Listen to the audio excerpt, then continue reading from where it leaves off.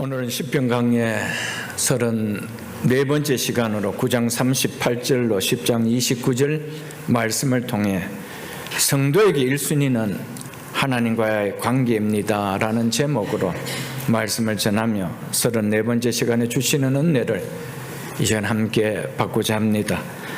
이스라엘 백성들은 지나온 긴 역사를 회고하면서 하나님께서 이 백성들에게 얼마나 크신 긍휼과 언약을 이루시는 신실한 은혜를 베푸셨는지를 기억하면서 동시에 이런 은혜를 받고도 이 백성이 하나님 앞에서 얼마나 큰 죄악을 행하였는지를 자백하며 긴 회개하는 기도를 드렸습니다.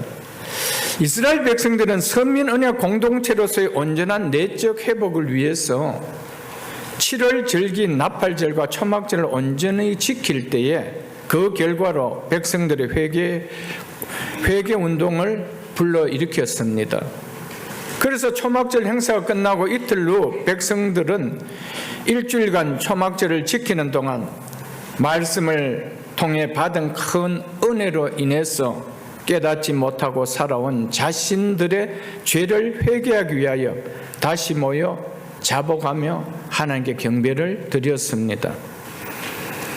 그런 가운데 백성들을 대표하는 레위 사람 예수아를 비롯한 8명의 레위인들이 단에 올라서서 큰 소리로 하나님께 부르짖고 모인 백성들 향하여 마땅히 일어나 영원부터 영원까지 계신 하나님 여호와를 송축하여라고 선포하며 아브라함을 부르신 사건으로부터 시작해서 이스라엘 백성들이 지나온 긴 역사를 회고하면서 하나님께서 이 백성들에게 얼마나 크신 긍휼과 신실하신 은혜를 한결같이 베푸셨는지를 기억하는 또한 감사의 기도를 드렸습니다.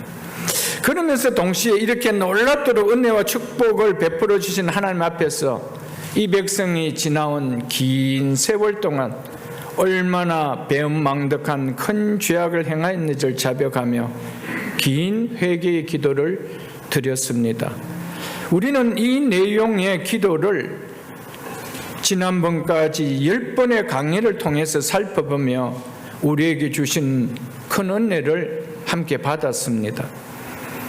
9장이 마무리되는 오늘 본문인 38절은 레위 지도자들의 긴 회개의 기도를 마친 후 백성의 대표자들이 하나님 앞에 보인 모습이 어떤 모습이었는지를 기록하고 있습니다. 그리고 이어지는 10장 1절로 27절은 이들의 명단을 기록하고 있습니다. 즉 이스라엘 백성들은 회개한 후 예수를 비롯한 레위 사람들의 기도를 듣고 나서 하나님과 언약을 새롭게 하는 의식을 가졌다는 말입니다. 38절은 37절과 이어져 보이는 말씀으로 보여질 수도 있지만 구별하여 10장과 이어지는 내용으로 보는 것이 더 바람직한 말씀입니다.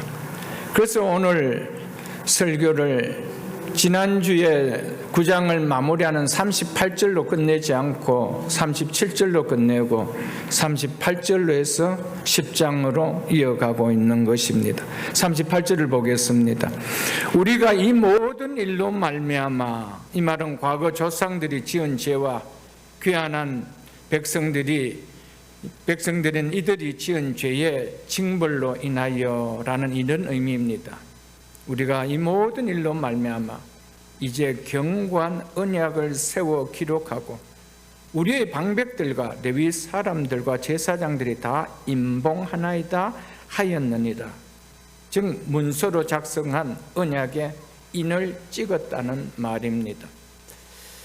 초막절을 통해 받은 말씀으로 인하여 귀한 공동체가 이루고 있는 이스라엘 백성들은 조상들뿐 아니라 자신들까지도 하나님의 언약에 결코 신실하지 못하고 하나님께 패역한 행위만 일삼았던 죄악들을 깨닫고 회개를 하였습니다.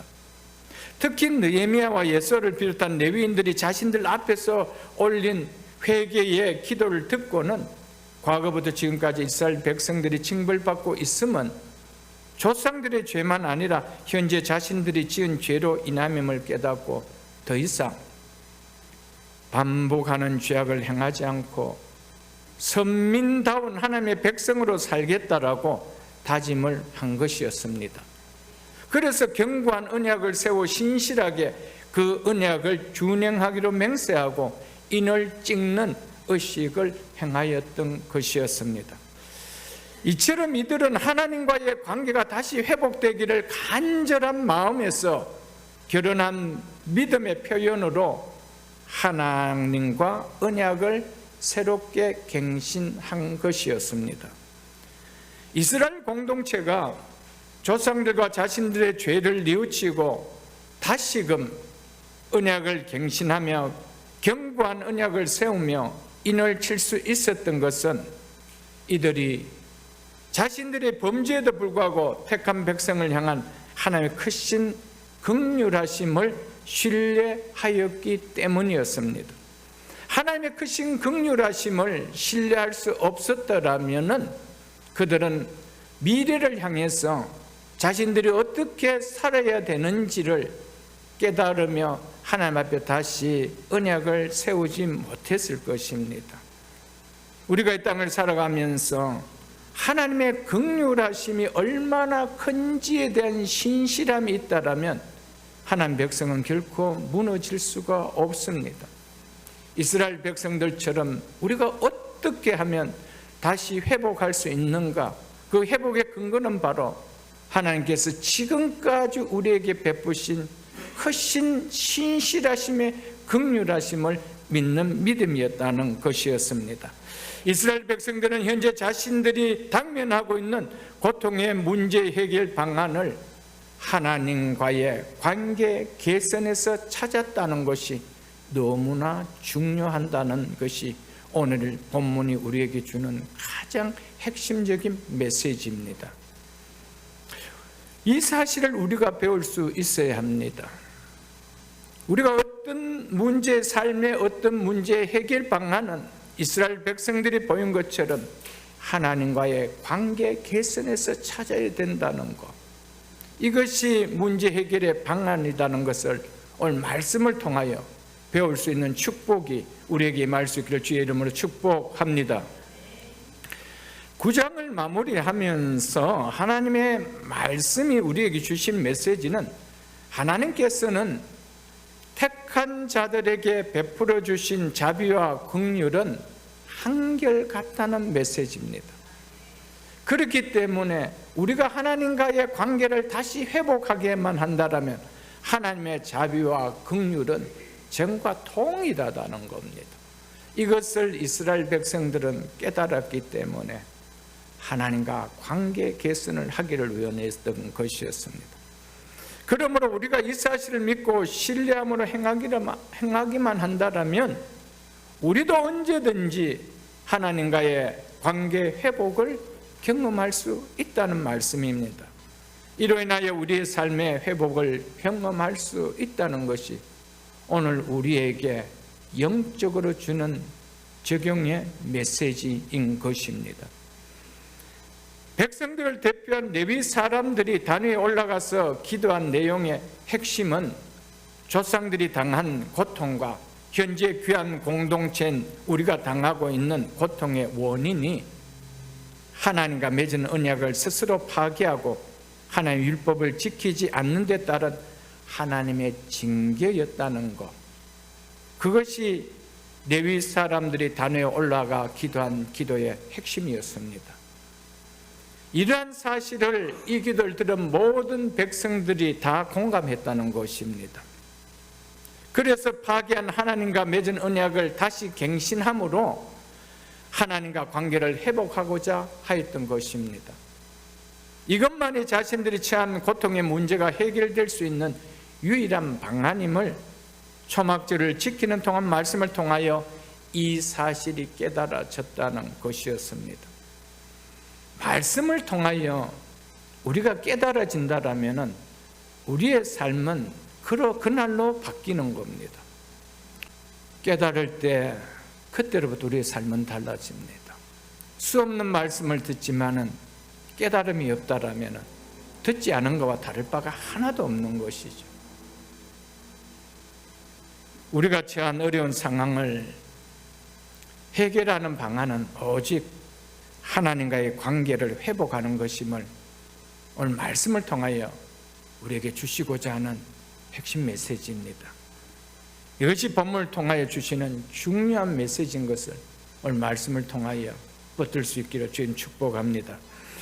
하나님의 백성이 자기 신들이 당면하고 있는 어려운 문제를 바라볼 때 말씀을 무시하며 살아온 결과였다라는 이런 마음을 말씀을 통하여 들어와야 한다는 것입니다.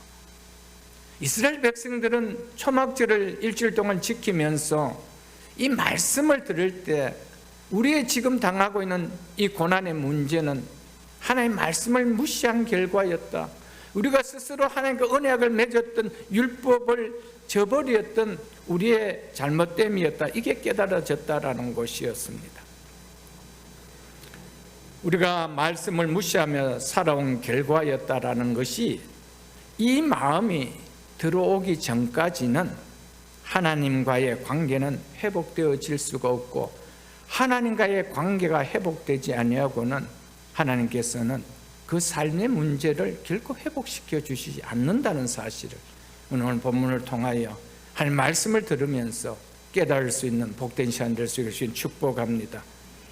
하나님과의 관계가 일어나지 않고는 문제 해결은 없습니다. 왜냐하면 하나님께서 당신의 백성이 당신과 바른 관계를 세우기 위하여 고난의 문제를 주셨기 때문입니다. 그러므로 하나님의 의도를 모르고 그 당면한 문제를 해결하기 위하여 육신적인 생각과 방법만으로 해결하고자 한다면 안 된다는 것입니다. 인간적인 방법만으로 문제 해결을 하려고 한다면 하면 할수록 더 꼬일 뿐이지 결코 풀리지는 않는다는 겁니다. 더 큰 문제를 만들 뿐이지 꼬인 문제의 실타래는 풀리지 않는다는 사실입니다. 하나님과의 바른 관계에 갱신 없는 해결은 없음을 우리는 반드시 알아야 됩니다. 왜냐하면 그 문제를 주신 하나님께서는 의도가 있기 때문입니다.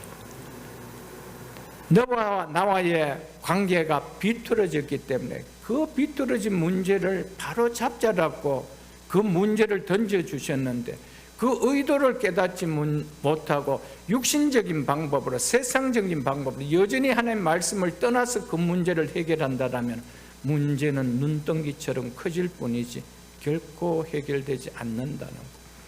그래서 이스라엘 백성들은 초막절 일주일 동안 지내면서 이 말씀을 통해 이것을 깨달았던 것이었습니다. 그래서 지도자들을 대표해서 우리가 파괴했던 언약을 다시 우리가 세워서 지키겠습니다라고 맹세하며 거기에 언약을 문서로 기록하고 인을 치는 의식을 행했다는 것이었습니다. 그것이 28절의 내용이었습니다. 우리의 삶에 발생하는 모든 문제의 근원은 내 지혜가, 내 능력이, 내 노력이, 내 성실이, 내 자질이 부족해서가 결코 아닙니다. 이것들은 모두 부차적인 이유일 뿐입니다. 근본적인 이유는 하나님을 믿는다라고 하는데 하나님과의 관계가 바르지 않고 비틀어져 있기 때문입니다.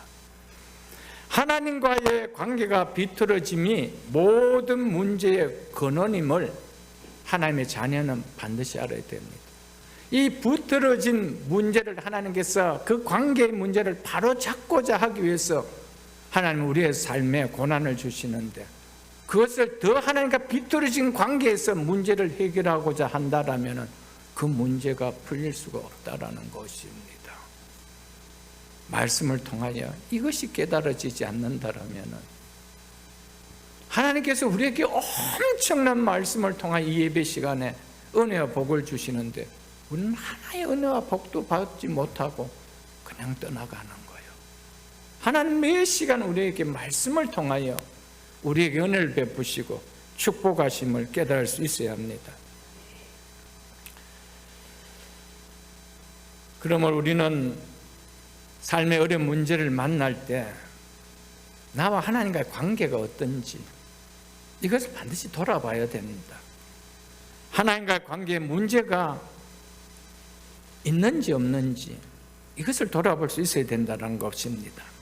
문제가 있음을 깨닫고 회개하며 말씀에 순종함을 보이는 하나님과의 관계 회복에 힘쓰려고 애를 써야 됩니다. 그 문제를 풀려고 하나님과의 관계를 떠난 열심으로 아무리 하면 시간이 지나면 지날수록 더 꼬이지 풀리지는 않습니다. 그 문제를 주신 분은 하나님이시기 때문에 하나님 풀어주셔야 되는 거예요. 그렇다면 하나님 왜 주셨는가? 이걸 내가 돌아보면 깨달을 수 있어야 된다는 것입니다. 그것이 하나님과 나와의 관계의 문제라는 겁니다. 하나님과의 관계는 하나님의 말씀과의 관계임을 또한 우리는 알아야 합니다.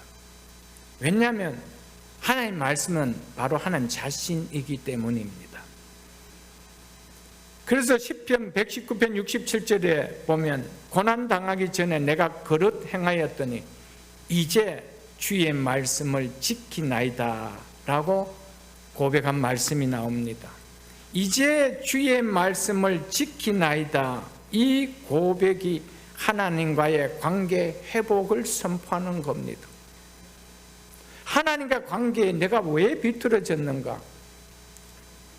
하나님의 말씀과 나는 무관했다는 겁니다. 오직 모든 삶의 현장에서는 내 생각, 내 지식, 내 노력, 내 성실밖에 없지 하나님의 의도를 깨닫는 삶은 없다는 겁니다. 하나님의 말씀을 내가 받고 그 말씀에 순종해서 삶은 없다라는 것입니다. 그래서 이제는 주의 말씀을 지키겠나이다.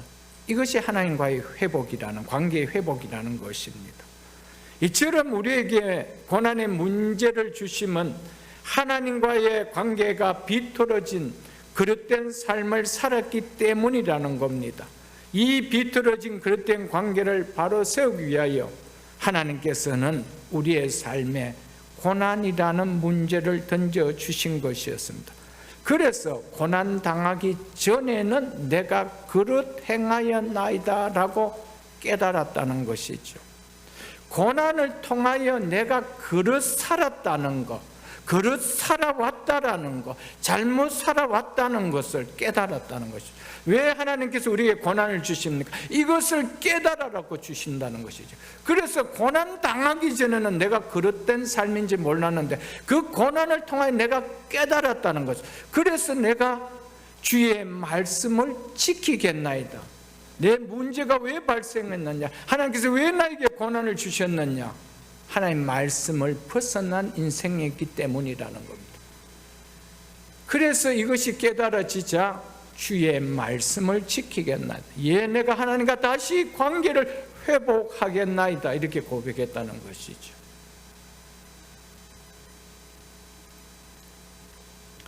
그러므로 말씀을 통하지 않으면은 고난을 주신 하나님 뜻을 알지 못합니다.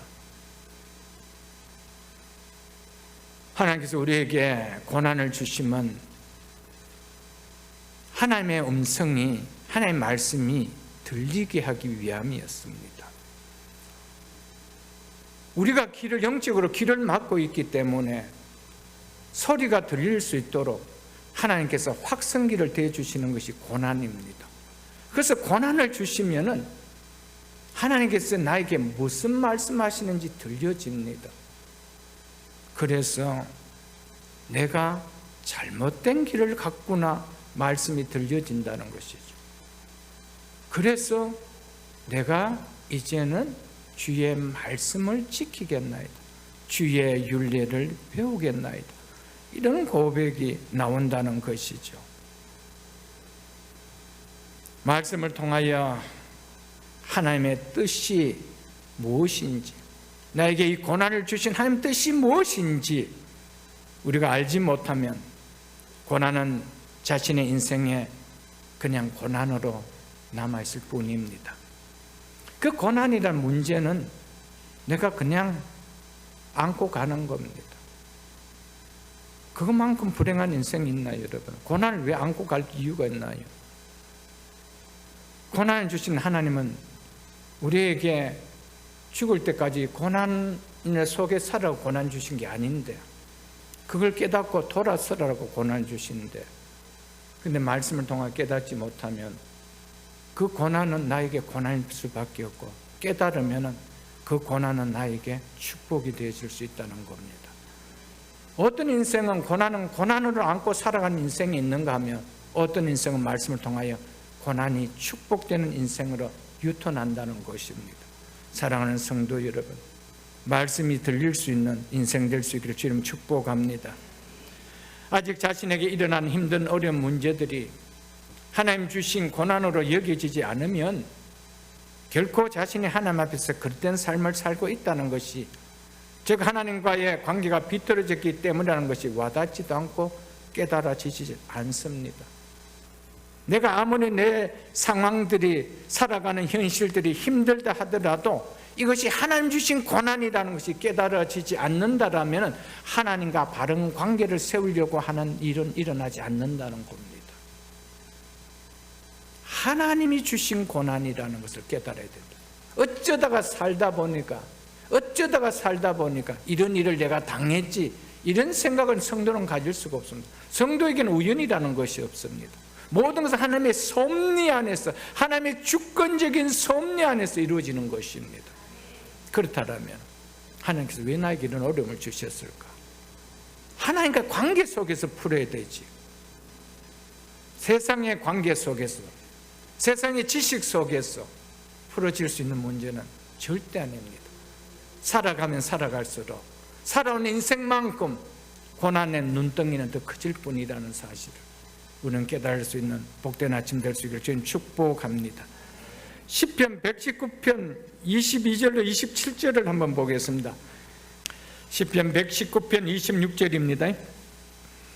내가 나의 행위를, 여기서 나의 행위라는 것은 내가 살아온 삶을 말하지요. 지금 현실적으로 고통당하고 있는 현실을 이야기합니다. 내가 나의 행위를 아뢰매 주께서 내게 응답하셨사오니, 내가 살아온 삶과 또 그로 인해서 지금 어려움을 당하고 있는 이 현실이 왜 왔는지 내가 하나님께 아뢰다면, 왜 하나님께 아뢰죠? 하나님이 주셨다는 것을 깨닫기 때문에 하나님께 아뢰다는 거예요. 그럴 때 어떻게 한대요? 주께서 내게 응답하셨사오니. 믿으십니까? 그러면 그 다음 뭐예요? 주의 율례들을 내게 가르쳤소서. 내가 이제 깨달았으니 내가 하나님 말씀을 담겠습니다. 말씀을 내게 가르쳐 주옵소서. 왜요? 말씀이 없었기 때문에, 내 인생이 말씀이 없었기 때문에 내 살아온 삶이 이럴 수밖에 없었습니다. 이제 주의 율례들을 내게 가르쳐 주소서. 아멘. 이게 우리의 기도가 될 수 있기를 주의 이름으로 축복합니다.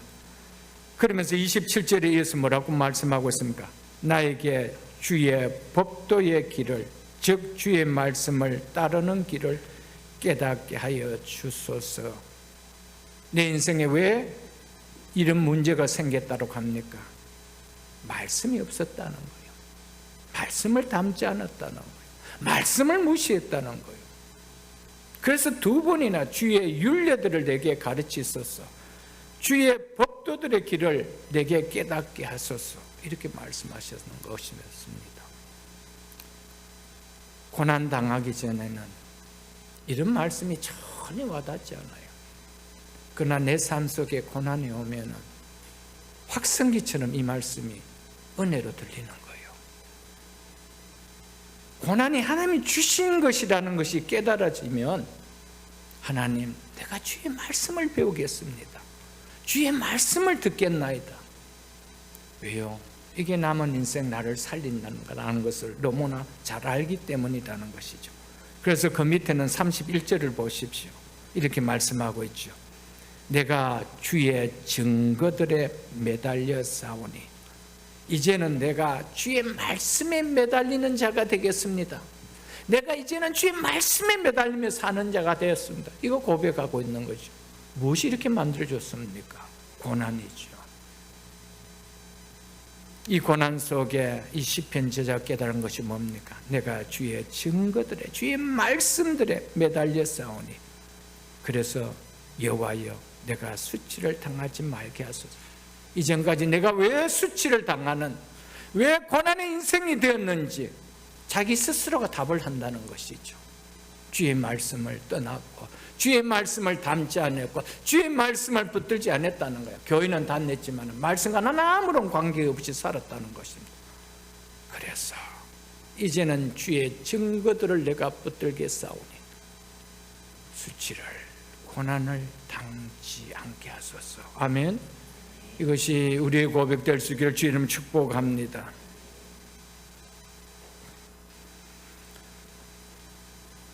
이 말씀을 고백한 시인은 현재 자신이 왜 수치를 당하고 있는 삶이 되었는지를 알았습니다.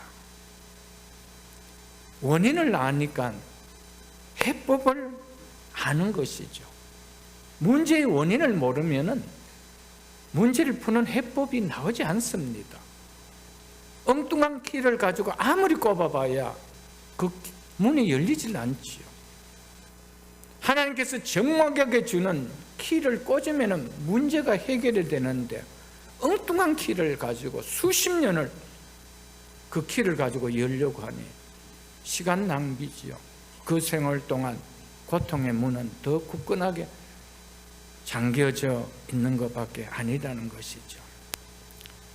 사랑하는 성도 여러분,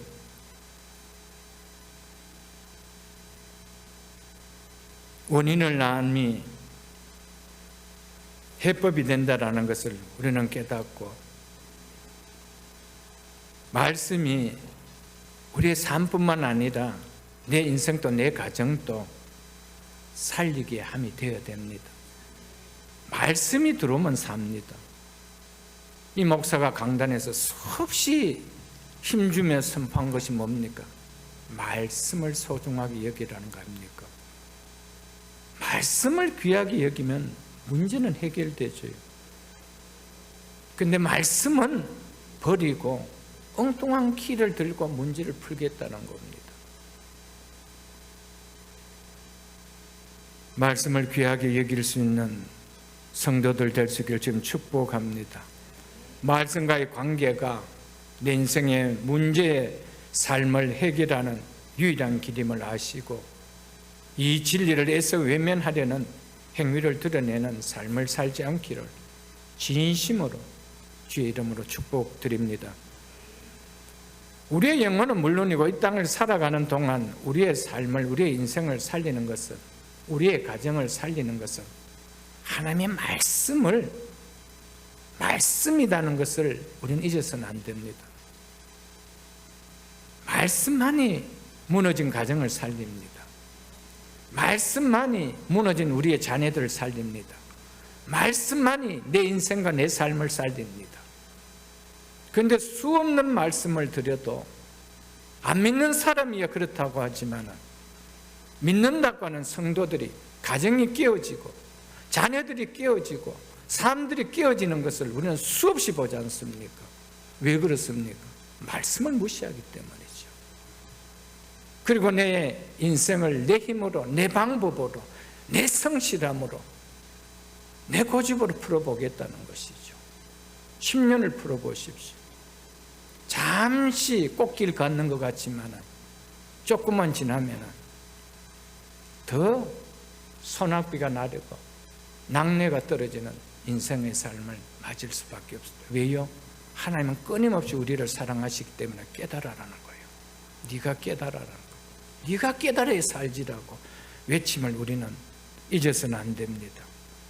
이것을 무시하고 잊고 살기 때문에 하나님과의 관계가 비틀어진 그릇된 삶을 살게 되는 거예요. 여러분, 하나님과 관계가 그릇된 삶을 사는데 내 삶이 온전한 삶이 되기를 원한다는 것은 그건 어리석은 것이죠. 내 삶이 온전한 삶이 되기를 원한다, 우리의 가정이 온전한 가정이 되기를 원한다, 우리의 자녀들이 온전한 자녀들로 클 수 있다면 하나님과 바른 관계 외에는 답이 없습니다. 이것을 오늘 말씀을 통하여 깨달을 수 있는, 이 말씀이 오늘 우리에게 주시는 축복이 될 수 있기를 주의 이름으로 축복합니다. 그래서 주님께서는 요한복음 6장 63절에서 살리는 것은 영이니 육은 무익하니라, 내가 너희에게 이런 말은 영이요 생명이라고 말씀하셨습니다. 살리는 것은 영이요, 내가 너에게 이르는 말이 영이라고 하셨습니다. 살리는 것은 주님 당신의 말씀이라고 이야기하고 있습니다. 내 영혼은 물론이고 내 인생도 내 삶도 내 가정도 내 사업도 모든 것을 살리는 것은 주의 말씀입니다. 육은 무익하니라고 했습니다. 그런데 무익한 육을 가지고 우리는 내 가정도 살려보려고 하고 내 자식도 살려보려고 하고 내 일터도 살려보려고 바둥바둥거리죠. 얼마나 무익한지 모릅니다. 우리 주님께서는 살리는 것은 육이요라고 하지 않았습니다. 살리는 것은 영이니 내가 내겐 이런 말이 영이요 살리는 것이 생명이라고 말씀하셨습니다. 하나님의 말씀을 정기하게 깨달을 수 있는 우리가 될 수 있기를 주의 이름으로 축복합니다. 왜냐하면 말씀은 곧 하나님 자신이기 때문에 그래요. 하나님 말씀은 하나님 자신이기 때문에 태초에 말씀이 계시나 이 말씀이 곧 하나님이시나, 아멘. 말씀은 곧 하나님이십니다. 하나님 자신이십니다. 그래서 말씀이 우리를 살리는 거예요. 하나님 우리를 살리는 거예요. 뭘 통하여? 당신의 말씀을 통하여. 아무리 목사가 목청을 높여서 목이 아파도록 외쳐도 여러분이 귀를 막고 있어 보십시오. 시간이 인생의 문제를 해결해 줄 것 같습니까? 시간이 인생의 문제를 해결해 줄 것 같으면 인생의 문제가 해결되지 않는 사람 아무도 없습니다. 시간 되면 다 해결되는데 아니옵시다. 하나님 여러분을 사랑하셔서 여러분과 나와의 관계를 반드시 바로 세우기를 원하고 계십니다. 그 문제가 해결돼야 됩니다. 그거 전까지는 하나님과의 관계가 바로 서지 않는데 어떻게 내 인생에서 바른 인생이 세워질 수가 있겠어요, 여러분들? 그것은 여러분 스스로 이루어질 수 없는 꿈이죠, 여러분들. 하나님 말씀만이 진리라는 것을 꼭 기억하십시오. 그렇기 때문에 말씀은요, 우리 신앙생활에 혹은 우리의 삶에 어떤 도움을 주는 정보로 여기면 안 됩니다. 말씀 자체가 하나님이시기 때문에 말씀 자체가 인격입니다. 인격. 그렇기 때문에 말씀을 인격으로 대해야 된다 이 말입니다. 말씀을 정보로 대하면 안 됩니다. 세상에 정보를 얻는 것처럼 말씀 한 구절 좋은 말씀 벽에 걸어놓고 그것이 아니라는 것입니다. 말씀 자체가 하나님이십니다. 그래서 말씀을 인격으로 대해야 된다는 것이죠. 그렇기 때문에 말씀을 무시하는 신앙생활을 하면서 하나님과 동행하는 삶은 없습니다. 하나님을 믿는 신앙의 삶은 결코 사라질 수는 없는 것입니다. 말씀을 존중할 때 말씀이 나를 지켜주십니다. 왜요? 말씀이 하나님 자신이기 때문입니다. 우리가 말씀을 지키면 말씀이 나를 지켜줍니다. 내가 말씀을 지키고 살면 그 말씀이 내 가정을 지켜줍니다. 내 사업을 지켜줍니다. 내 일터를 지켜줍니다. 내 자녀들을 지켜줍니다. 왜요? 말씀은 하나님 자신이기 때문에. 말씀은 하나님 자신이기 때문에 인격으로 대해야 됩니다. 말씀은 정보가 아닙니다. 말씀은 인격입니다. 하나님 당신 자신입니다. 그 말씀을 내가 무시해 보십시오. 하나님은 여러분들을 어떻게 하실 거예요? 그래서 사무엘상 2장 30절에 뭐라고 하고 있습니까? 나를 존중히 여긴 자를 내가 존중히 여고 나를 멸시하는 자를 내가 경멸히 여기리라. 여호와의 말씀이니라. 그렇게 말씀하셨습니다. 왜요? 말씀 자체가 하나님이기 때문에 그래요. 말씀을 존중히 여길 때 하나님은 당신들을 존중히 여깁니다. 여러분들을 존중히 여깁니다. 여러분의 가정을 존중히 여깁니다. 여러분의 일터를 존중히 여깁니다. 여러분의 자녀들을 존중히 여깁니다. 우리가 말씀을 무시하는데, 하나님을 무시하는데, 그러면서도 하나님 축복해 주시기를 바란다라는 것은 아니잖아요, 여러분들.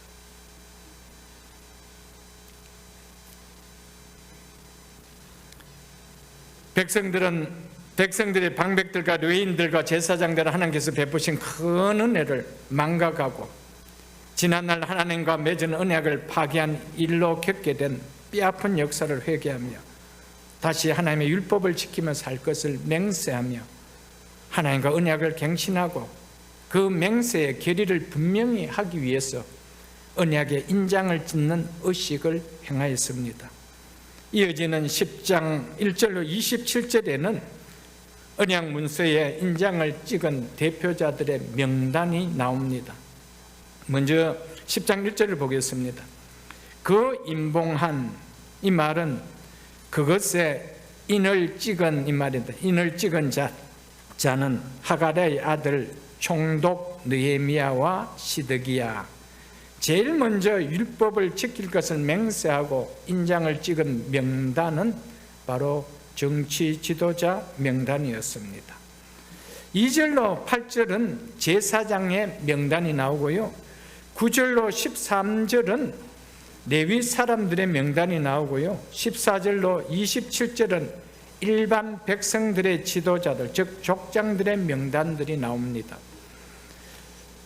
신학자들은 느헤미야와 시드기야를 제외한 제사장과 족장들의 명단들은 대부분 개인의 이름이 아니라 가문의 이름이며 레위 사람의 명단 역시 가문의 이름일 가능성이 높다라고 말하고 있습니다. 그래서 예레미야와 함께 이스라엘의 언약 갱신을 주도했던 에스라의 이름이 여기에 나오지 않는 것도 여기에 나오는 명단이 개인의 차원이 아니라 가문의 차원에서 언급되었기 때문에 나오지 않은 것이었습니다. 그리고 14절로 19절의 명단들은 대부분 에스라 2장의 귀한 가족들의 이름과 중복되고 있다는 점이 그 사실을 또한 증명하고 있다는 것을 우리에게 말해주고 있습니다. 개인의 차원이 아닌 가문의 차원에서 인을 찍었다는 것입니다. 단순히 개인의 결단이 아니라 가문의 결단을 확증하는 표로 인을 찍었다는 이 의미입니다. 이러한 사실은 그 맥락을 같이 하는 28절로 39절의 단락에서 맹세의 내용에서도 분명하게 드러납니다. 이는 언약의 인을 찍는 이 행동이 지도자에 속한 개인들의만 결단이 아니라 그 가문에 속한 구성원들 전체의 결단이었음을 강조하고 있는 것입니다. 설령 가문의 이름이 아닌 개인의 이름으로 기록되었는 경우도 있다 할지라도 이 역시 개인의 자격이 아닌 백성들의 대표자의 자격으로 인을 쳤다는 것은 부인할 수 없는 사실이라는 것입니다.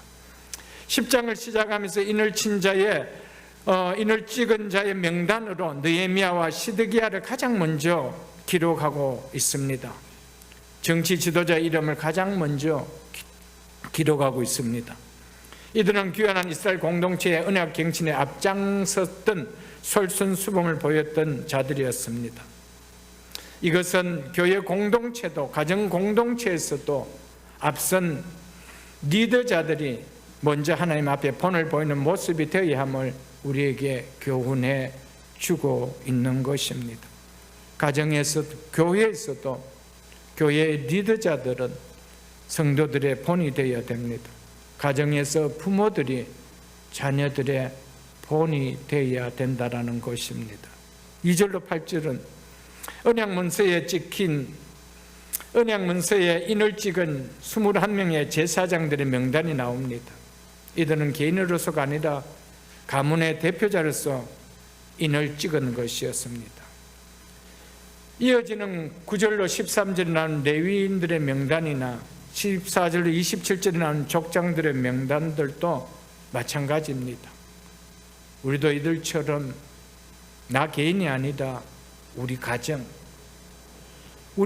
구성원 모두가 하나님 말씀에 순종하며 살기를 힘쓰는 결단을 보이는 신앙이 되기를 힘써야 함을 영적으로 말씀해 주고 있습니다. 개인이 아닙니다. 내 한 사람이 하나님 앞에 이렇게 살기를 결단하는 것은 내가 그렇게 살기를 원하는 것이 아니라는 것이죠. 우리 가족 모두가 하나님 이런 신앙으로 살기를 원합니다. 그래서 여러분의 정말 신앙이 귀한 신앙을 가진 성도들의 한결같은 기도가 있다라면 하나님 이 자녀들이 이 신앙을 물려받게 하옵소서, 이 기도 안 나오겠어요? 그런데 내가 아무렇게나 살아보십시오. 내 자녀들이 나의 신앙을 물려받을 수 있도록 하나님 도와주세요, 이런 기도가 나오겠습니까 여러분들? 신앙이 귀한 줄 모르겠는데 어떻게 신앙이 자녀들에게 물려가기를 원하는 기도가 나오겠어요 여러분들? 그런 기도 나오지 않는 거예요 여러분들. 그래서 신앙이 귀한 사람은 내 한 사람의 대표성으로서 가족들이 그렇게 살기를 원하는 거예요. 내 가정이 그렇게 살기를 원하는 거예요. 이걸 오늘 우리에게 말해주고 있습니다. 이 개인의 한 사람이 나는 걔가 그렇게 살겠다는 것이 아니고 이 가문을 대표한 자로서 이 가문들이 이렇게 살기를 원한다는 것이죠. 여러분, 설령 나 혼자 교회를 나온다 하더라도 나에겐 꿈이 있어야 돼요. 그 꿈이 뭐예요? 우리 모든 가족들이 나와 같은 신앙생활을 할 수 있는 자들로 세워주옵소서. 이 꿈이 있어야 된다는 거죠. 그런데 내가 아무렇게나 신앙생활하고 신앙이 전혀 귀한 줄 모르는데 내 자식이 신앙생활 잘하기를 원하는 부모가 누가 있나요? 아무도 없습니다. 그냥 뭐 하면 좋죠. 좋은 직장 들어가면 좋고 좋은 사람 만나서 결혼 잘해서 그냥 잘 살면 좋고 그게 꿈이지. 그 자녀들이 신앙생활 잘했으면 좋겠다, 이 꿈이 있을 수 있나요 여러분? 없는 거예요 여러분들. 사랑하는 성도 여러분, 우리의 모든 가정이 하나님의 말씀에 순종하며 사는 가정으로, 하나님의 뜻을 쫓아 사는 가정으로 세워지기를 기도하며 그렇게 여러분이 살아야 됩니다. 그럴 때 가정이 일어서죠 여러분들. 내가 믿음으로 단단하게 서는데 가정이 믿음으로 안 설 수가 있습니까? 내가 하나님과의 관계가 바로 섰는데 어떻게 그 가정이, 그 자녀들이 무너질 수가 있겠어요 여러분들? 내가 안 썼으니까 그런 거예요. 내가 비뚤어져가 있으니까 그러죠. 그래서 하나님께서 끊임없이 사인을 주시는데, 네가 비뚤어져 있다라고 끊임없이 사인을 주시는데, 삶 속에서, 가정 속에서, 일터 속에서 건강의 문제로 여러 가지로 사인을 주시는데 그렇게 생각하지 않는 거예요. 왜요? 하나님 자신을 내 속에 담고 싶지 않아서 그런 거예요. 하나님 자신을 담는 순간 내 인생은 없어지는 것 같았어. 이렇게 사는 재미는 이제 더 이상 없어지는 것 같았어. 하나님 안 담고 싶어서 그런 거예요. 하나님 없이 사는 그 재미를 하나님은 깨뜨리려고 하는데, 그 관계가 비틀어진 관계라고 해서 깨뜨리려고 하는데 어떻게 그렇게 살아가겠다 한다면 어떤 결말을 맞겠어요 여러분들? 말씀을 말씀으로 받을 수 있기를 주님 축복합니다. 오늘 교회 안에서 있는 교인들마저도 하나님 말씀을 무시하며 사는 이 시대에 적어도 우리 가정만큼이라도 하나님 뜻을 쫓아 사는 가정이 되고자 하는 마음을 갖고 힘쓰는 새벽이슬 공동체가 될 수 있기를 주님을 축복합니다. 하나님께서 이스라엘 백성들을 이방 바벨론 포로에 살면서 예루살렘으로 돌아오게 한 목적이 무엇입니까? 하나님 뜻을 따르는 선민 언약 공동체로 다시 회복하기 위해서였습니다. 하나님을 믿는 거룩한 공동체로 이루어 살게 하기 위해서 하나님께서는 바벨론에서 이스라엘 백성들을 포로의 삶에서 돌아오게 하셨던 것이었습니다. 이를 위하여 무너진 성전을 재건하게 하였으며 일방적으로 이방인들의 교류가 이루어지지 않도록 예루살렘 성벽 재건도 하게 하였습니다. 그러면서 에스라와 느헤미야를 통해 공동체의 성결 운동도 일어나게 하였습니다. 이를 통해 귀한 이스라엘 공동체가 선민 언약 공동체로서 거룩한 공동체로서 회복하는 제반의 여건을 갖추게 되었습니다. 이제 남은 것은 이들이 하나님의 말씀을 지키는 것이었습니다. 율법을 지키는 것이었습니다. 이 율법을 지키는 언약 갱신 없는 언약 공동체의 회복이 이루어질 수 없다라는 것을 이들은 알았습니다.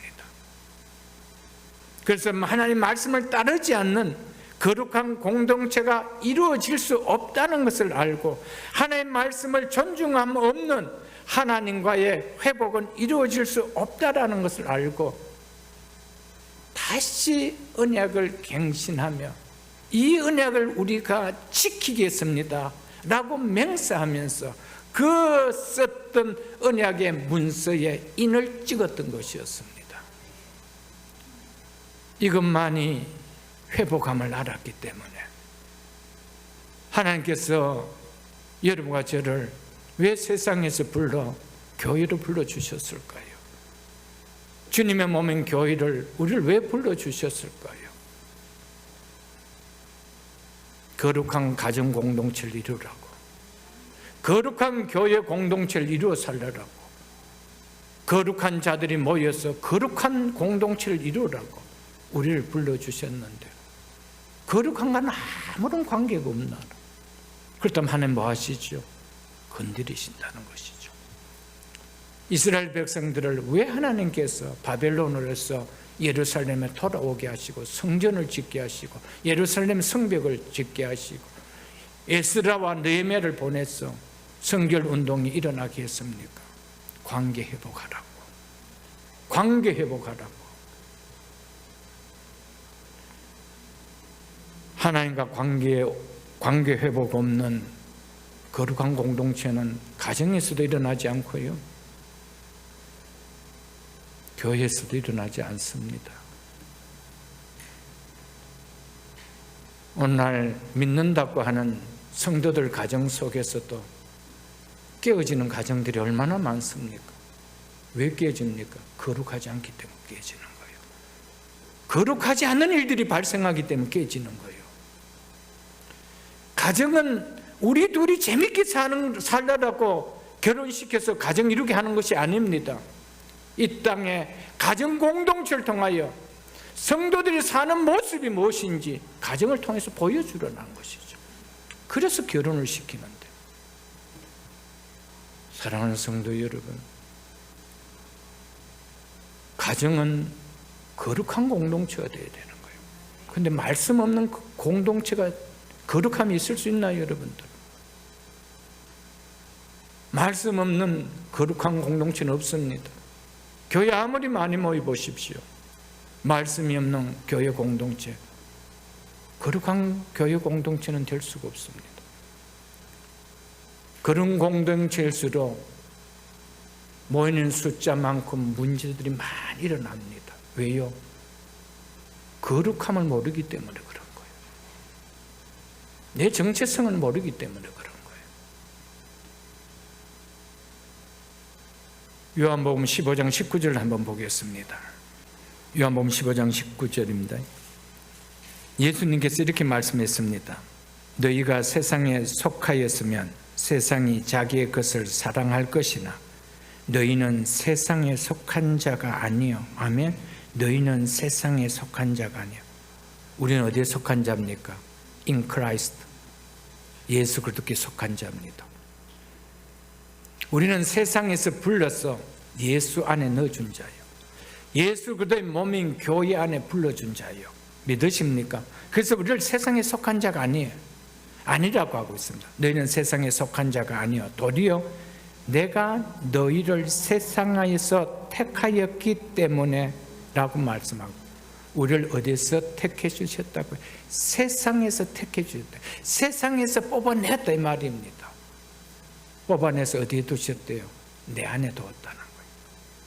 그게 교회입니다. 교회. 그래서 성도는 세상에 속한 자가 아니라는 겁니다. 왜? 세상에서 택하여 불러냈는데 우리가 어떻게 세상에 속한 자가 될 수가 있습니까?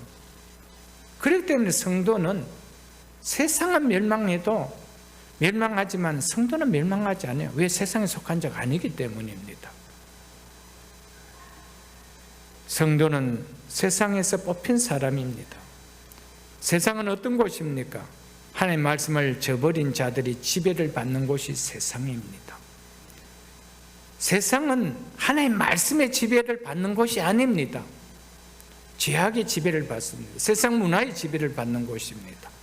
그런 곳에서 우리를 불러냈대요. 뽑아냈대요. 뽑아내서 어디에 심었대요? 교회에 심어준 거예요. 그리스도 안에.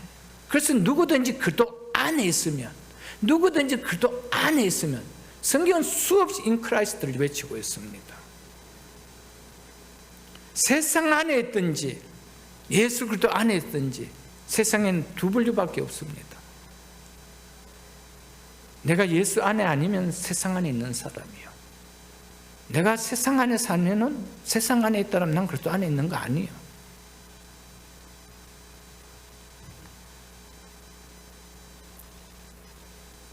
왜 하나님 우리를 세상에서 택하여 당신의 몸인 교회로 우리를 불러 모아 주셨을까요? 하나님의 말씀을 버린 세상의 지배함을 받는 자들로 하나님의 말씀의 지배함을 받는 백성으로 삼기 위해서 하나님의 말씀을 무시한 그들을 통하여 다시 하나님의 말씀을 존중하는 백성을 삼기 위해서 우리를 세상에서 불러 교회로 모아주신 거예요. 아멘. 이것이 세상에서 우리를 불러 교회로 불러주신 목적인 거예요, 여러분들. 그래서 교회가 성도에게 끊임없이 먹여주는 것이 뭡니까? 하나님의 말씀인 거예요. 교회는 다른 이야기 아무것도 없습니다. 하나님의 말씀을 들려주고 하나님의 말씀을 먹여주는 것이요.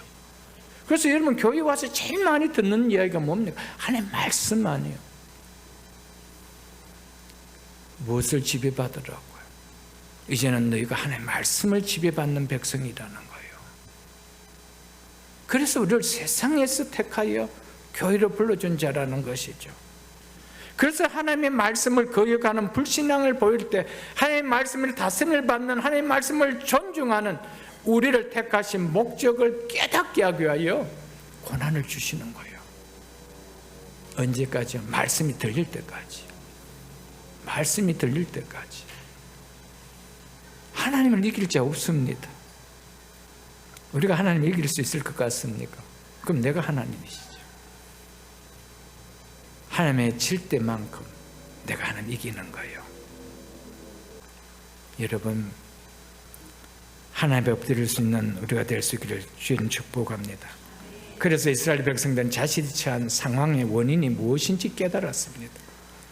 우리들도 마찬가지입니다. 우리가 처한 이 상황의 원인이 무엇인지 깨달아야 됩니다.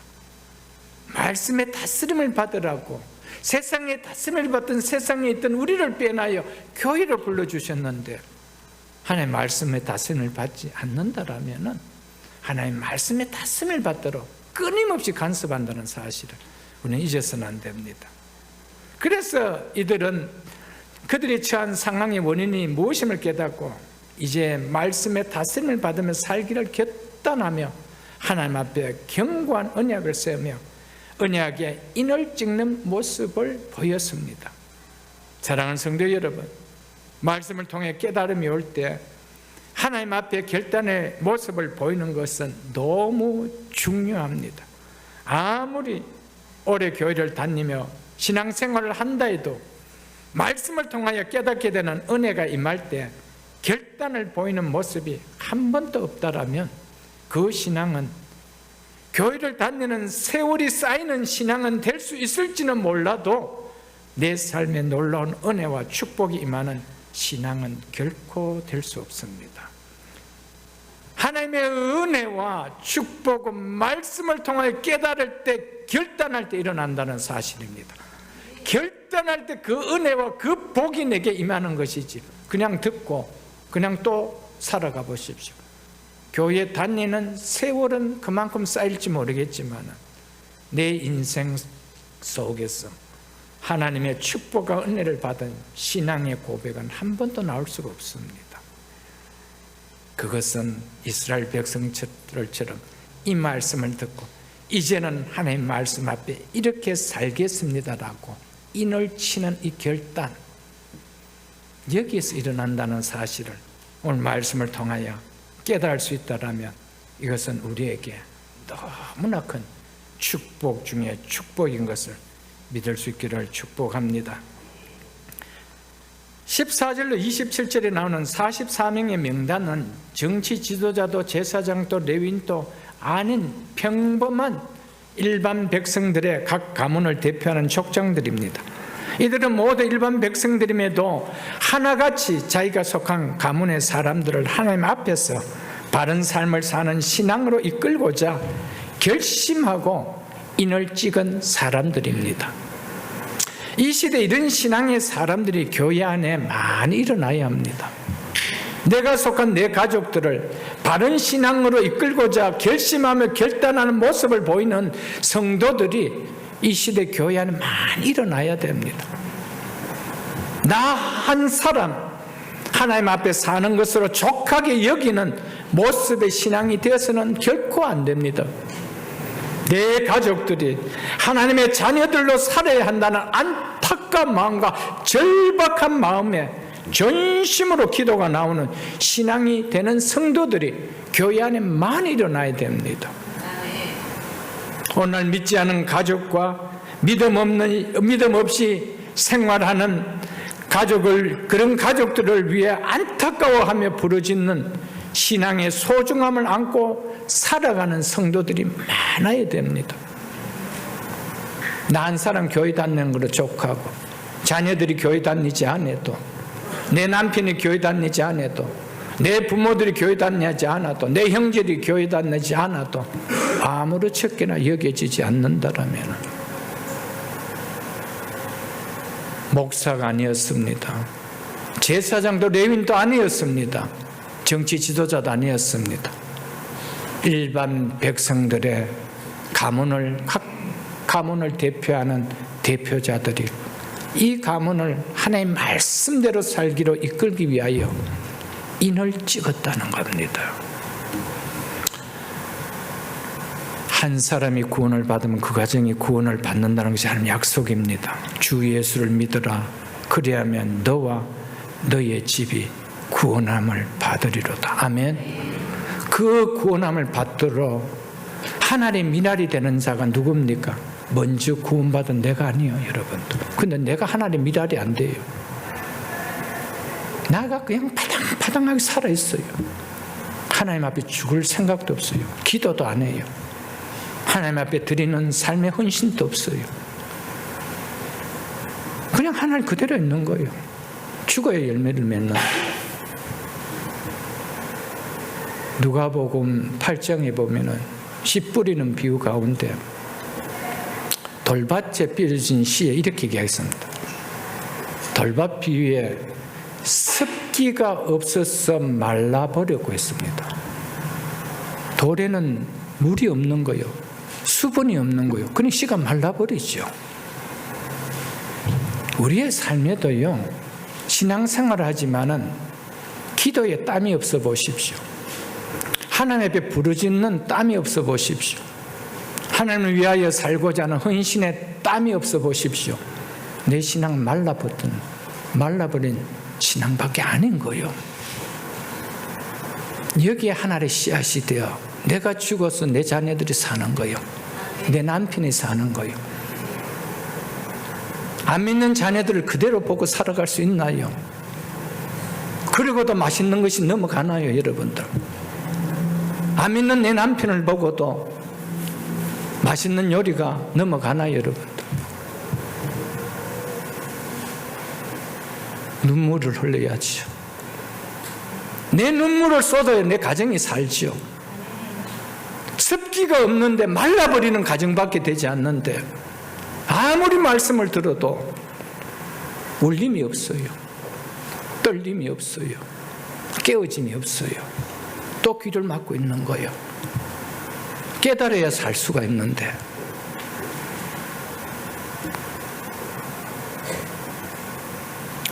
하나님은 하나님의 미랄이 되어서 내 가족의 영혼들을 살리는 그 신앙을 귀하게 여기고 이 땅에서뿐만 아니라 하나님 나라에서 영원히 축복하심을 말씀을 통해서 약속하고 있습니다. 다니엘서 12장 3절을 보겠습니다. 다니엘서 12장 3절입니다.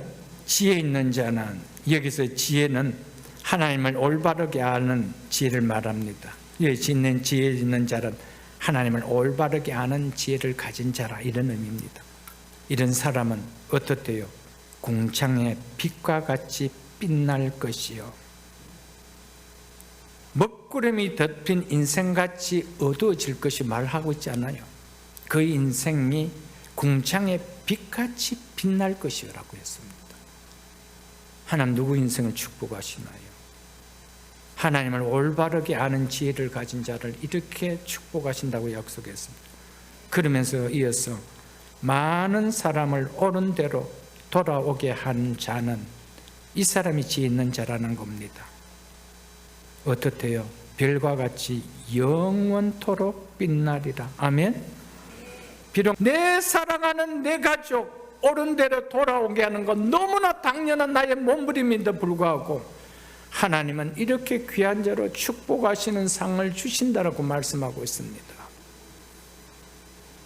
별과 같이 영원토록 빛나게 하시리라. 아멘.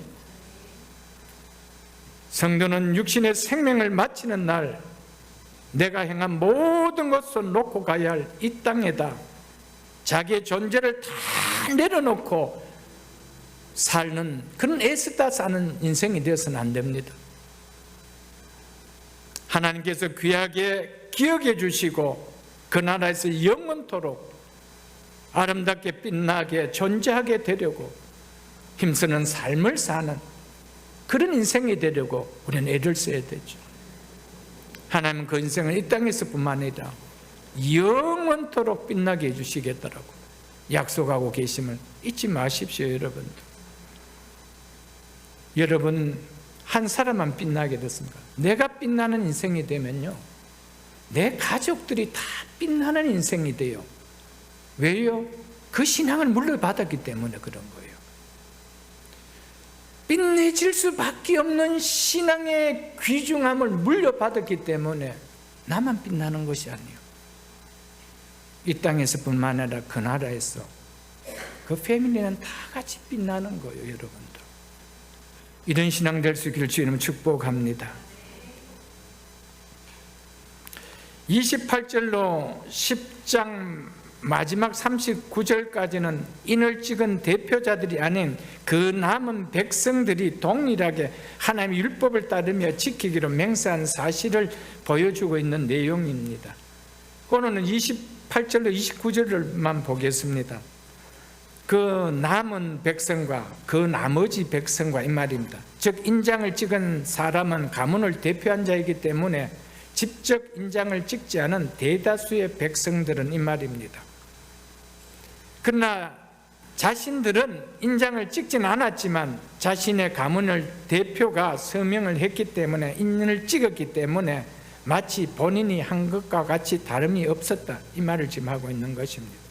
그러면서 제사장들과 레위 사람들과 문지기들과 노래하는 자들과, 문지기와 노래하는 자는 성전 제사와 직접적으로 관계되는 일을 수행했던 레위 사람들과는 구별되었지만 그럼에도 레위 사람들이 이들을 대표하여 언약의 인을 찍는 것은 분명했습니다.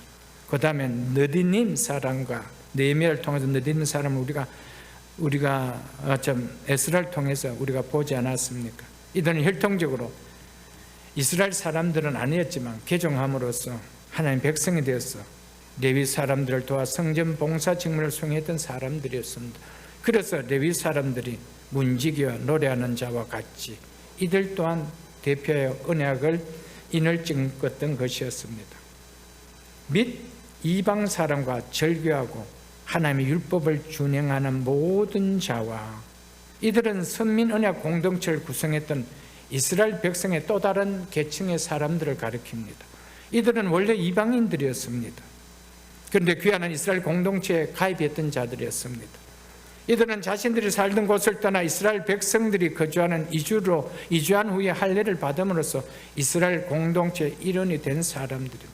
그래서 그들은 자기들이 살았던 이방 사람들과 절교하고 지키지 않았던 하나님의 율법을 준행하기로 했다라고 한 것이었습니다.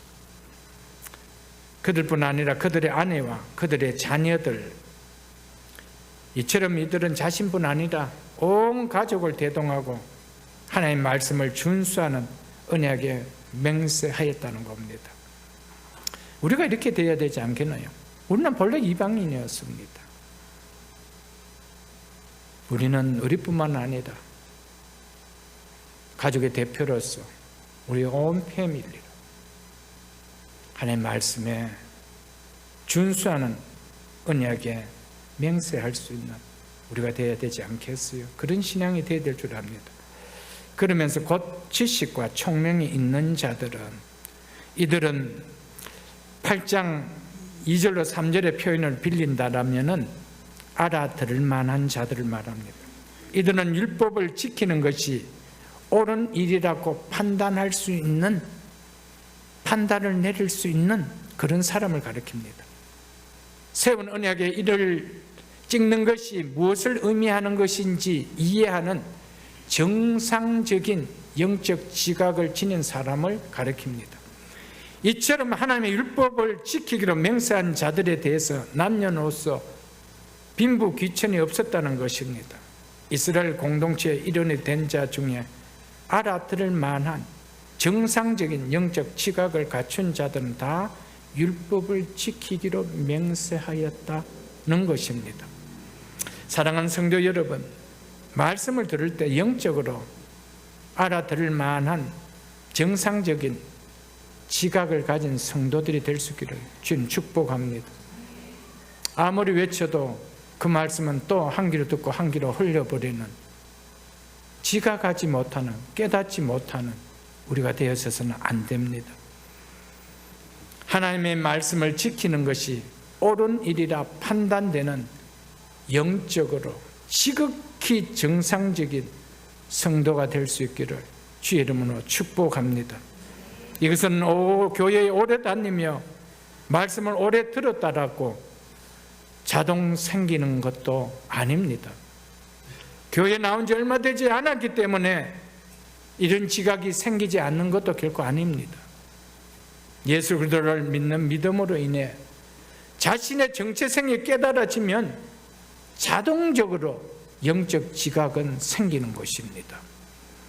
믿음으로 하나님과의 관계가 바르게 맺어지면, 하나님과 화합한 그 관계가 맺어지면 영적으로 자동적으로 이런 영적 지각은 열리게 된다는 것입니다. 사랑하는 성도 여러분, 왜 우리가 열려있는 지각을 닫고 있을까요? 안 들려서가요? 아니올지다. 그 말이 불편해서 그런 겁니다. 그렇게 들으면 내가 사는 것이 불편해서 그런 겁니다. 그래서 억지로 안 들으려고 하는 겁니다. 그래서 내 속에 안 담으려고 하는 겁니다. 수없이 들었던 말씀입니다. 이미 영적 지각을 우리가 다 가지고 있습니다. 정상적인 지각을 가지고 있습니다. 영적 지각을 갖지 못한 자들은 누굽니까? 아웃사이드에 있는 사람들이죠. 우리 다 예수 믿는 사람이잖아요. 허물과 죄로 죽었던 우리의 영이 깨어나서 영적 지각이 다 일어나는 사람이잖아요. 들으면 무슨 말씀 다 알아요. 내게 하는 말씀인 것도 다 알아요. 그런데 안 듣고 싶어요. 내가 닫고 있는. 그래서 예수님이 하도 답답했어. 라우디아 교회를 향해서 뭐라 그랬습니까? 내가 문 밖에 서서 문을 두드리노니 누구든지 내 음성을 듣고 문을 열면 내가 그에게 들어가서 그와 함께 먹고 마시리라. 그렇게 말씀했습니다. 좀 문 좀 열어달라는 거예요. 여러분, 우리는 하나님을 이길 수가 없습니다. 끝내는 하나님의 두 손 두 발 듣든지, 아니면 끝내는 내가 하나님 말씀을 거부할 수밖에 없는 부르심을 받지 못한 자일지도 모를 것입니다.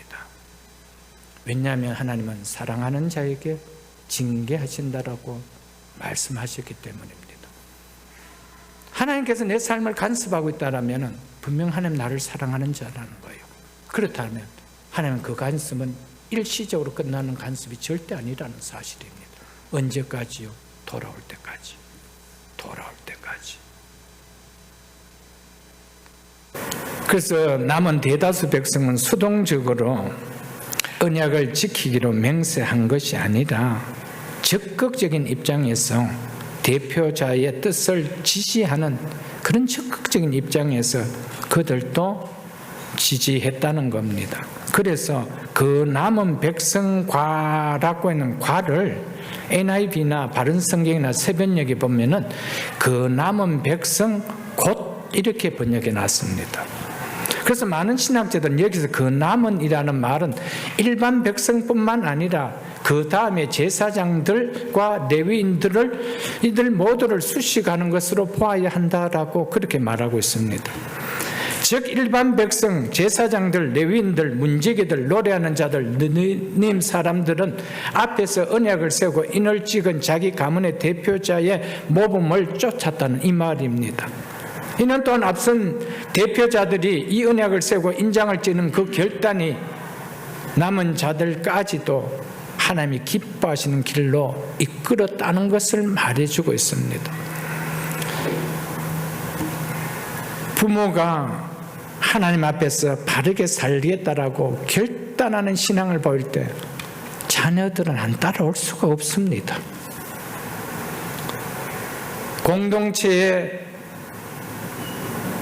앞선 믿음의 성도들이 하나님 앞에서 내가 이렇게 살겠다라고 모습을 보이는데 새로운 성도들이 그 신앙을 안 못 받겠어요, 여러분들. 새벽기술 공동체는 이런 공동체인데 나 혼자 이렇게 살고 싶은 마음이 일어나겠어요, 여러분들.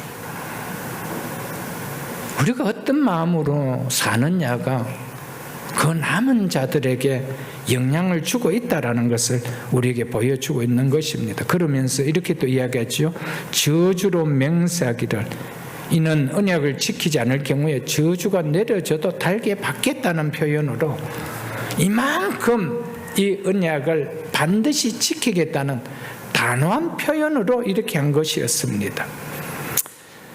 그러면서 우리가 하나님의 종 모세를 통하여 주신 하나님의 율법을 따라 우리 주 여호와의 모든 계명과 규례와 율례를 지켜 행하여 이처럼 이스라엘 백성은 하나님의 율법을 따르기 위하여 하나님의 모든 계명과 규례와 율례를 지키기로 맹세하였다고 합니다.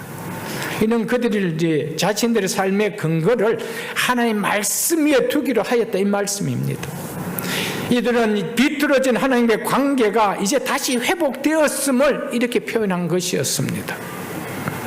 우리가 하나님을 믿는다라고 말해도 그리고 그렇게 생각을 내가 한다고 해도 내 삶의 근거가 하나님 말씀에 둔 것이 아니라면 하나님을 믿는 삶은 결코 나을 수가 없습니다. 하나님 믿는 삶이 사라질 수는 없습니다. 아무리 내 자신이 하나님을 믿는다라고 해도 그 사람에서 나타나는 삶을 보면 삶의 근거를 무엇에 두고 있는지 그 삶이 썩이지 않는다 이 말입니다. 말이 썩이지는 않는 것이 아니고 내 삶이 뭐에 근거를 두고 있는지 내 삶이 썩이지 않고 나타내주고 있다 이 말입니다. 삶의 근거를 하나님의 말씀을 두는데 내 삶이 세상을 쫓는 삶이 되어질 수가 있을까요? 세상을 쫓는 삶이 내게서 나올 수 있을까요? 반대로 삶의 근거를 세상에 두고 사는데 세상의 가치관을 두고 사는데 하나님의 말씀을 따르는 삶이 그 삶에서 나올 수가 있겠어요, 여러분들? 내 삶의 모습은 내가 아무리 교회 나오고 내가 하나님을 믿는다고 해도 내 삶의 근거를 무엇에 두고 있느냐를 보여주고 있다는 말입니다. 그건 속일 수가 없다는 것이죠. 콩을 심었는데 어떻게 팥이 나올 수가 있겠으며, 팥을 심었는데 어떻게 콩이 나올 수가 있겠어요, 여러분들? 하나님의 말씀을 따른 하나님과 관계를 바르고 맺겨 있는 것이 내 삶의 기반인데, 내 삶이 어떻게 세상을 따르는 삶이 나올 수가 있겠어요, 여러분들? 말씀을 따르지 않는 삶이 나올 수가 있겠어요, 여러분들? 내 삶의 근거가 세상의 가치관을 두고, 세상의 육신의 가치관을 두고, 거기에 내 삶의 기반을 두고 살아가는데 어떻게 영적인 삶이 내 삶에서 나올 수가 있겠어요, 여러분들? 내가 아무리 교회를 다니고 내가 하나님 믿는다라고 해도 그건 안 나오는 거예요. 하나님의 백성이 하나님과의 관계가 비뚤어지고는 결코 바르게 세워줄 수 없다라는 것을 하나님께서 선민 이스라엘 백성들을 통하여 우리에게 선명하게 보여준 거예요. 이스라엘 백성들은 절기만 되면은 양 잡고 소 잡고 성전에 가서 제사를 그렇게도 화려하게 드렸습니다. 그런데 그들의 삶의 기반은 그들의 열매를 보면 알 수 있는 거예요. 바알을 쫓는 거예요. 물질을 쫓아 살아가는 거예요. 세상을 쫓아 살아가는 거예요. 그들의 삶은 뭡니까? 빨리 안식이 끝났으면 좋겠다라는 거예요. 그들의 삶의 기반은 이방 세상이었습니다. 열심히 제사도 지냈습니다. 우리는 어떻습니까? 교인에 나오는데 내 삶의 기반은 무엇입니까? 말씀입니까? 세상 가치관입니까? 이스라엘 백성들을 보면서 삶의 기반은 속이지 못합니다. 그래서 하나님은 이스라엘 백성들의 삶의 기반을 바꾸라는 거예요. 나와 관계가 너무 비틀어져 있다는 거예요. 말씀은 이야기지만 말씀은 너 속에 없다는 거예요. 말씀을 수없이 듣지만 말씀을 행하면 없다는 거예요. 그러니까 삶은 뭐죠? 하나님을 떠난 삶의 열매밖에는 없었더라. 그래서 하나님께서 이스라엘 백성들에게 징계하는 거예요. 그거 유턴하라는 거예요. 하나님의 자녀가 하나님의 말씀과의 바른 관계를 맺지 못하는데 그 삶이 복된 삶, 복된 인생은 결코 될 수 없다는 것을 우리는 이 사실을 깨닫는 지극히 정상적인 지각을 갖는 성도가 될 수 있기를 주의 이름으로 축복합니다. 하나님의 말씀은 바로 하나님 자신이기 때문에 하나님의 말씀을 무시하고는 하나님께서 우리 인생을 반듯하게 세워주실 수가 없습니다. 말씀을 무시한 하나님을 존중함은 없습니다. 그래서 사무엘상 15장 22절에 보면 여호와께서 번제와 다른 제사를 그의 목소리 청종하는 것을 좋아하신과 같이 좋아하시겠나이까? 순종이 제사보다 낫고 말씀 듣는 것이 수양의 기름보다 나으니라고 했습니다. 우리 하나님은 너희가 예배를 드리는 것보다도 내 목소리 청종하는 것이 좋다라고 말씀하고 있습니다. 예배의 완성은 순종이라는 것을 이 본문은 이야기해 주고 있습니다. 수없는 제사를 드리고 수없는 번제를 드렸는데 내가 좋아하는 게 뭐냐? 그 제사더냐? 내 목소리 청종하던 거냐? 그것이 묻고 있는 거예요. 우리의 예배의 결론은 말씀 순종으로 가야 되는 거예요. 아멘? 수없는 말씀의 자리에 있지만 말씀을 떠난 삶이라면 아니라는 것을 우리에게 말씀해 주고 있습니다. 말씀의 불순종은 결코 하나님의 바른 관계가 아니라는 것을 말해줍니다. 우리의 삶이 하나님과 바른 관계를 맺고 있다면 분명하게 바른 관계에 합당한 삶의 열매가 맺힐 것입니다. 그러나 바른 관계가 아니라면 분명하게 바른 관계가 아닌 열매가 내 삶 속에서 나타날 것입니다. 말씀을 맺겠습니다.